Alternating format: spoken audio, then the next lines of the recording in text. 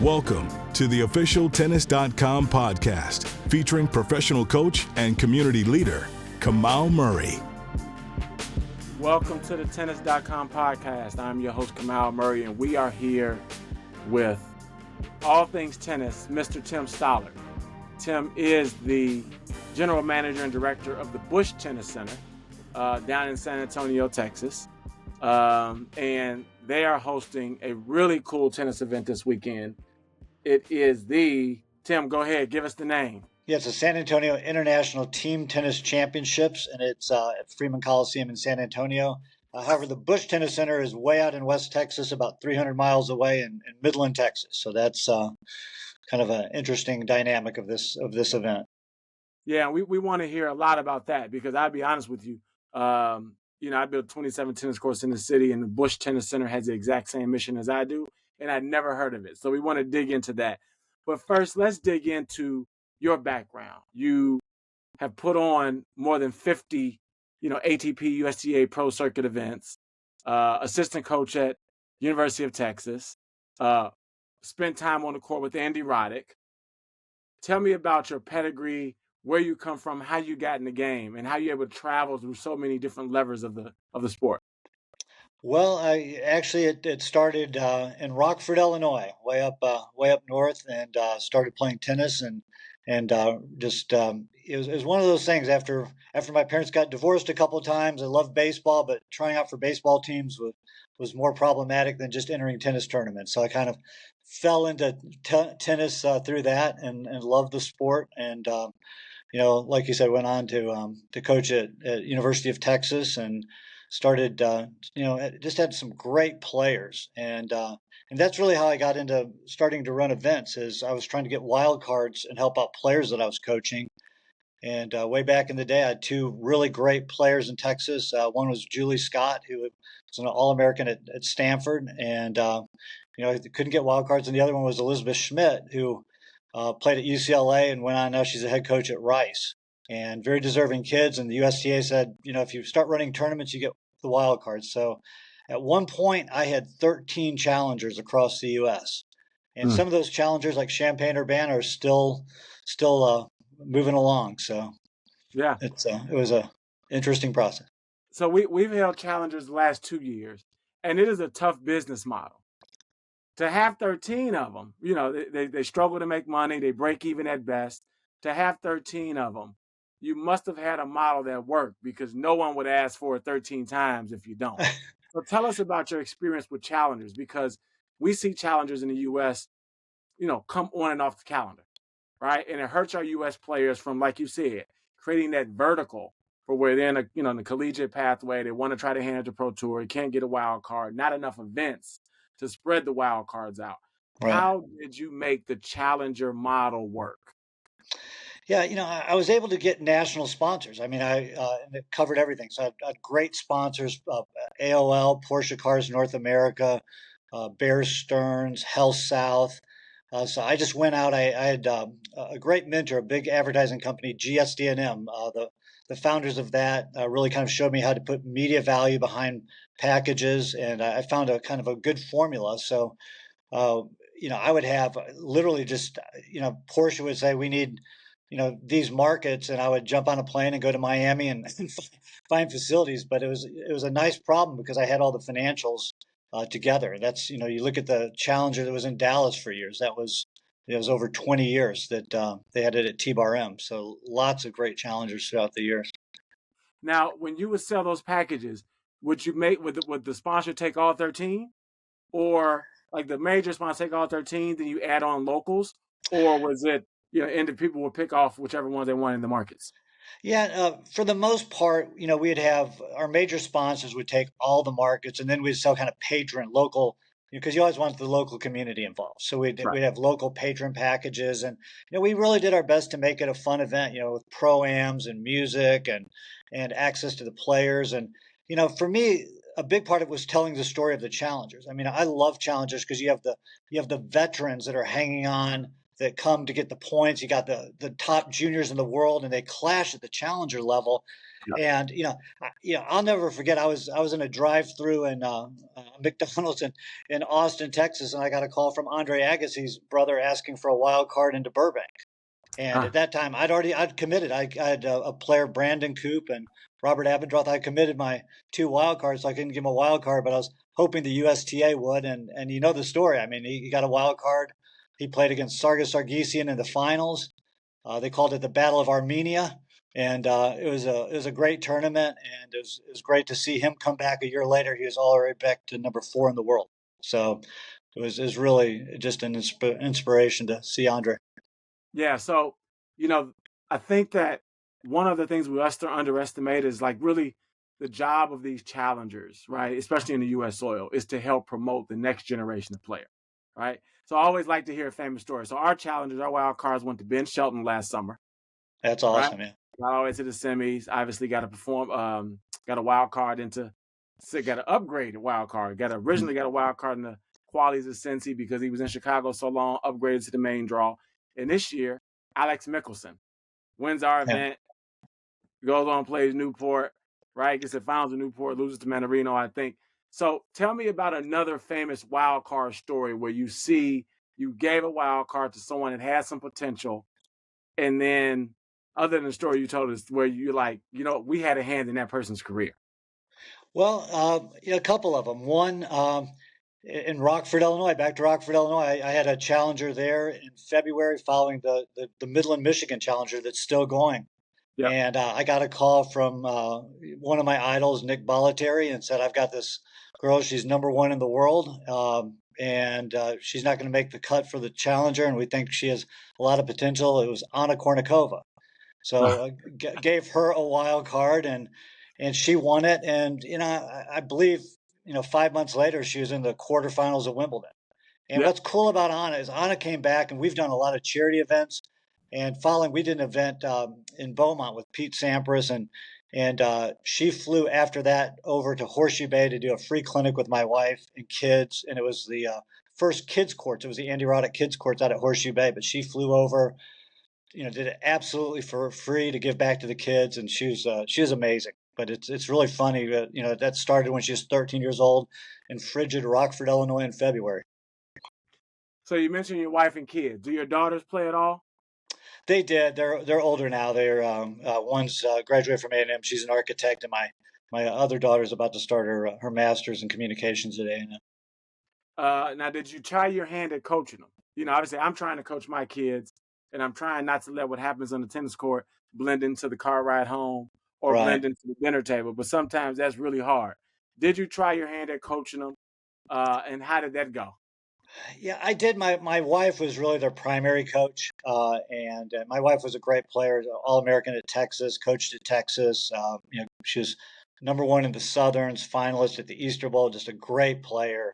And we are very different coaching styles. My wife is very, very, very fired up with the girls. So I was a lot more laid back. And, when I go to their matches, I'd have the newspaper, my Starbucks, and they go, Dad, you're not even watching my match. Of course, I'm watching every point, but when they look at me, I got my newspaper up and my coffee and just kind of downplaying it. But they were great. We're really proud of our daughters, and we officially became grandparents about a little over a year ago. And it's but tennis was just great experience for their life, and it for me it changed my life. Growing up in Rockford, Illinois, my dad was an automaker, tool and die maker. Neither one of my parents even know how to keep score in tennis. And like I said, after a couple of divorces, I had a wonderful coach, Pat Wicks, that gave me a lot of free lessons, and I just worked my butt off, and it opened doors. And and that's what we're really inspired to do with the Bush Ace Outreach Program, is create that opportunity. And I mean, we have 100%. Any kid that comes, we provide full scholarships, partial scholarships. We turn down no one. That's our mission. So we're real proud of that, and we've helped a lot of kids, and we're expanding that throughout the state of Texas. And then happy to really help great foundations like the Bryan Brothers Foundation, John Isner. My wife and I, we went out and helped Sloan. Sloan had over 300 kids bust in from Compton at USC, and my wife and I went out and helped with clinics out there to help Sloan. But she does amazing work year round. So there's a lot of great stories and a lot of great things that people see these great players on the court, but I'm really inspired for a lot of things they're doing off the court. So tell me about the Bush Tennis Center. I would say I didn't even know it existed. I didn't know that the Bushes were big tennis people. I knew the Koch brothers are big tennis people down there in Texas, but didn't know the Bush, Tennis Center exists. So tell me about how the Bush Tennis Center came along and how you ended up taking the job. Oh, it's in 2015. I had John Isner, Sam Query, and the Bryans, and we did a 4-day run where we did Atlanta, Nashville, Midland, and then Camarillo, California, to do something for the Bryan brothers for their foundation. So I had those 4 guys. 2015 went through just to do a 1-day event, and just started talking to the people that founded the Bush Tennis Center, and they were having some challenges with the business model. Hired me as a consultant initially, and I just said, here's all the things that need to be done. And they're like, well, we want to hire you. I'm like, well, I don't live here. I live in Austin. My wife's director of tennis at Horseshoe Bay Resort. My company's in Austin. They're like, well, we don't care if you live here. Just come and check into the Doubletree Hilton downtown Midland and come and figure this thing out. And, it was really neat because at that point I was trying to build a similar facility next to Dell Diamond with Reed and Reese Ryan, Nolan Ryan's kids. They own the minor league ballpark there, and we were kind of going down that road to maybe buy the ATP event in Memphis, build a facility like this, and we're going down that road, but there was a lot of politics and just dealing with governments and stuff. I go out to West Texas, and they're like, here's the keys to the place. How much money do you need? Let's get it going. I mean, it's just an amazing opportunity, and we're on 35 acres. We've already on the far west side, we just opened a $4 million park designed for special needs children. So we got zip lines, everything is set up where kids can play despite physical challenges. They can play side by side with all kids. So we have a $4 million park. We just broke ground on a new 90,000 square foot athletic center, which will have 5 indoor basketball courts, 15 volleyball courts, a 75-yard turf indoor field. And then Lance Hooten, who I actually met through Andy Roddick, traveled with Andy. It's going to be a sports performance training center, and Lance Hooten's coming and using his expertise to develop that as well. So, it's a big campus, and it's all set up as a nonprofit. It's a legacy for the Bush presidents, and I feel like to some degree I get to be Santa Claus because I get to really help a lot of kids, and that's super important to me. And we've got a staff that is just amazing, that just cares so much about helping kids and really developing a great event, a great product. Now, you're also building indoor tennis courts. And what people don't know is like in these southern markets, right? Places where you just say California, Texas, Atlanta, Florida even. He's like, why do you need indoor courts in those markets? Sometimes it is so hot, right, that you just need the roof for the shade, right? Or sometimes like in Florida, it'll rain all day, right? And you need the roof for the rain. So tell us why you would need indoor courts in West Texas. Well, a lot of times it's just too windy. I mean, we're just out in the middle of nowhere. It's flat as can be. And, as they say, there's not a lot out there, but there's a lot under there. I mean, we're on the biggest reserve of oil, on planet Earth. The Permian Basin and the Delaware Basin, come right out of Midland, West Texas. And but it's flat, high winds. So we lose a lot of days where, the wind gets up above 25 miles an hour. It's not playable. Dust is blowing. And then, we have 110, 115 degree days in the summer. And then it drops to, 25 degrees. So it's just all over the map. So indoor courts will definitely help us. We're looking at doing 8 indoor hard and 4 indoor clay. And there's no way to do outdoor clay. It would just blow away. So it'll be so dry. Yeah. And it'll just go. You be every year we bring in 12 tons of clay to sort of re-top off our red hard shoe courts. I mean, I would only imagine how much money you'd spend on. Oh, yeah, it wouldn't last. No chance. So tell me about the event. This weekend you got the event coming.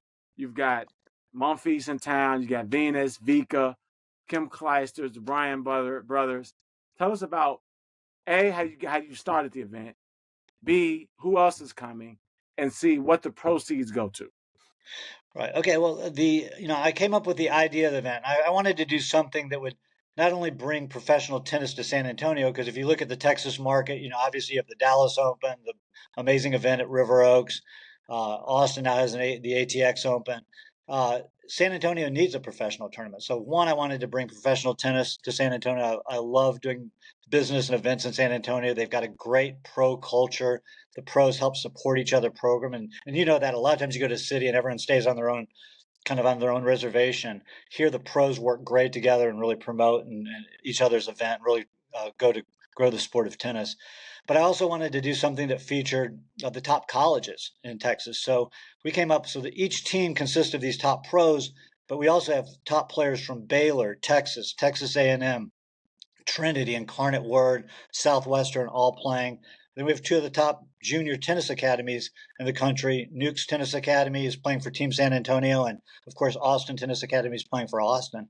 So, and all the points count. So these kids, that, for Austin Tennis Academy and Nukes, they get to come out in a big arena, with Monfils on the bench and Venus on the bench, and those are your teammates. I mean, how cool is that for these kids to get that opportunity?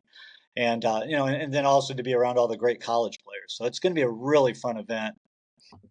So we host, a pro event every year, and I think, initially it was like, well, why do you want to host a pro event? And one of the things that first of all, you got to do it all. If you're going to do tennis in communities, you got to do from red ball all the way to the high performance high school, all the way to homeschool. You got to host college tournaments, and you got to do pro events. You got to do it all if you're going to do it right. And one of the reasons why we host pro events in the city of Chicago is, it's a great city, right? Third or fourth largest city. I know us in Houston are fighting for that third spot now. Yeah. But kids have got to see it to be it, right? And so in a city where people have 41 Bulls games they can attend, right? They got the Chicago Sky now, right? WNBA team. Yeah. These kids will not stick with tennis if they can't get up close and personal, right? That is how you fall in love with the sport. Is that also what you use to sell this event and the reason for this event connected to the academy?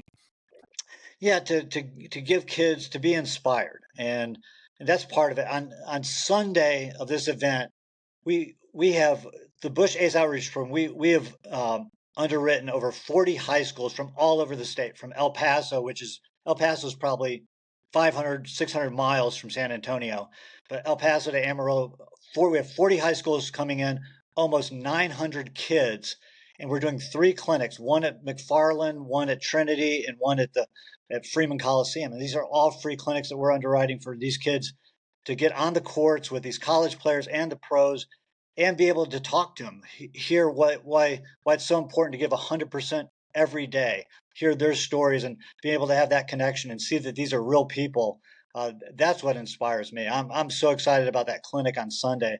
I've never done a clinic with 800 kids, but fortunately I've got Murphy Jensen, Wayne Bryan, Luke Luke Jensen also coming in. So we got an A team of coaches to help with it. Oh, those are the Energizer bunnies. I mean, you can put 1,000 kids out there and they're going to have more energy than all the kids put together. I mean, this is like the best in the business. But that, that's what's so important to me, for these kids to be able to, they live in very rural areas. A lot of these are Title I schools. We have several NJTL programs, which, I think it's so important to have positive role models. And I think tennis is such a great game to expose kids to. I know it changed my life. So let me ask you this, back to the Challenger Tour, right? Because this seems to be your wheelhouse, right? Putting on events, making them cash flow, making them sustainable. What do you think we need to do to keep the Challenger Tour alive? I know we have a Challenger. One of the things USCA done is provides financial support for the prize money. Some of the signage and banners, they've sort of stepped up and done that. What do you think we need to do to keep that model? Because that model is important for guys like the Tommy Pauls when he was starting out, the Francis Tiafoes when he was starting out, the Ben Sheltons, right? Like when you think about European guys like Monfils, they could train around Europe every weekend and pick up ATP points, right? And before you know it, they're 80 in the world, right? And you've never heard of them, but somehow those guys, they don't even have to leave Spain. They can just play challengers in Spain and, get into probably the top 50 or top 100 of the world just playing challengers there, where so many of our guys have to, borrow money and go to, wherever, to India chasing points. And your performance, if you're traveling, most people, there's an advantage to playing in your country. You're comfortable with the language, you're comfortable with the food, you're comfortable with a lot of things. So I think it really positively impacts your performance. So the more we can have these challengers, I used to say I thought the most important thing the USTA could do is just create more challengers, because just create point opportunities. Let everyone fight it out, but just create the opportunity. Let our kids compete here in the United States. And you asked me a question. Here's what I would do if I controlled everything. I would leverage the sponsorships of the U.S. Open, which is obviously hugely successful, and the sponsors that are in there. I would say part of this sponsorship has to go, and you're going to get exposure in these other markets at these challenger events. So whether that's Chase or whatever, you carve a little bit out, because there's so much money going to the U.S. Open. But if we really want to stabilize tennis and have a backbone, it's challengers. I believe that's the key is having a lot of challengers in the U.S. That'll develop players. There's no politics. They all you get in, you win, you lose, right? There's no politics involved in that. But it's just about opportunity, right? And that's what we all want. We just want to have an opportunity. And for our American players, if they've got to spend all of their resources, traveling around the world to chase points, it's a tough model to be successful in. So we talk about politics, and you're running the Bush Tennis Center. Can either of the Bushes really play? Yeah, they were good, and President George H.W. Bush, he was a super competitive player. He always would play Chris Evert's charity events. I've got some pictures that the family had shared with us, and you start looking through these pictures, and he's at the net, and he's got his little tennis sweater on. And I look, and his partner serving behind him is Bjorn Borg. I'm like, that's a good thing to be president, right? And I have another one of him playing with Pete Sampras, but they're amazingly generous. I just really have a fondness for the Bush presidents and their family, and all they've done for our country, but then also the sport of tennis. They've been great ambassadors of tennis and supportive of our tennis center. And last question: you spent time on the court with Andy Roddick, right? Anyone who meets Andy has a great Andy story, because Andy is like, whatever comes up comes out. He's Mr. Color. He makes everything real and plain. Give us a good Andy story. Well, this is one of the funny things is way back when I was director of tennis at Barton Creek Resort, and I'd coached at Texas, and my last year at Texas, we got to the semifinals of NCAA's, lost to Stanford. The following year, they won the national championship, but I accepted a position as director of tennis at Barton Creek Resort in Austin. And at that time, in my junior development program, I had Andy Roddick, Drew Brees, Chris Mim, who was a center for the Lakers, and Django Walker. It turned out to be a great country singer and songwriter. And Django's actually playing the player party here with Pat Green here in San Antonio. But Andy, this was right before they moved to Macy's. So Andy and John were out at Barton Creek, and then but Andy always wanted to be on the court with the 18-year-olds. That's what I remember. He was just feisty, and he'd get out there, and he was just fearless. I mean, he would just go charge. And I had some Trey Phillips, who was a number one player, ended up as number one player at Texas, and top doubles player. Andy would go charge in the net against Trey, and I was afraid he was going to get killed a few times. But you had no idea that that group of kids would grow up and do amazing things. But it's been neat. And a couple of years ago, Drew Brees came out and did a fundraiser for us out in Midland, and just really proud of those days and seeing them come up to do so much. And what Andy's done with the Andy Roddick Foundation is great. So that's one of the things we really want to highlight with this program, is all the great work these guys are doing off the court too. Well, tell us one more time where people can get tickets. If they're in the Texas area and they want to see some of these big names, you said Vika, Venus, Clijsters, Monfils will be around. How do people get tickets? Yeah, just go to sanantonioitc.com, International Tennis Championships, itc.com, just San Antonio ITC. You can see the website. You can learn more about the nonprofits and the work that we're doing and the other players are doing. And you can get tickets. There's a link there. And it's going to be Friday night at 7 p.m. at Freeman Coliseum. Then we have 2 sessions Saturday, 2 and 7, and then a final session on Sunday at 2. Really this cool. is going to be an annual event, so we're really looking forward to building this and helping kids throughout the U.S. And as I say, our goal is to help kids from Compton to Kiev. And like I said, I was just so inspired by Sloane Stephens when we went out there, and incredibly inspired by Alina Savitolina and what she's done. And it was really neat when Gail was over at San Antonio Country Club, and we got out of the car. He was FaceTiming with Alina and his baby, and it's just, they're just such a fun couple to watch, and just do amazing work. Yeah. Well, as somebody that's running community programs in Chicago, the work is hard. I want to commend you on sort of being committed to doing it.